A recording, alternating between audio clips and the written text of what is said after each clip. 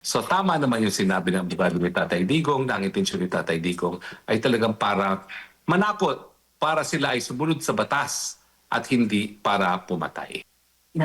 At attorney dito po sa sa statement, balikan ko lang yung nabanggit ni Jade kanina, yung statement ngayong paano i-deliver ng ating dating pangulo yung kanyang mga statement pagdating dito o yung trato niya pagdating sa mga kriminal. Maari po ba itong maging ebidensya or mailalatag ng defense attorney pagdating dito sa trial kung yung mga statement nga ng ating pangulo ay para lang sa kumbaga parang kung makikipag-deal ka sa mga kriminal, dapat maging hard din yung mga statement mo, attorney. Well, yan yung aking sinasabi na yan ang pinakamahirap na gawin sa crime against humanity. Yung mens rea, yung mental intent, kung bakit ka nagsalita. Ang dapat mong pakita bilang mens rea sa likod ng mga salita mo ay ikaw ay pumabatay ng mga inosenteng sibilyan na alam mong sila ay sibilyan.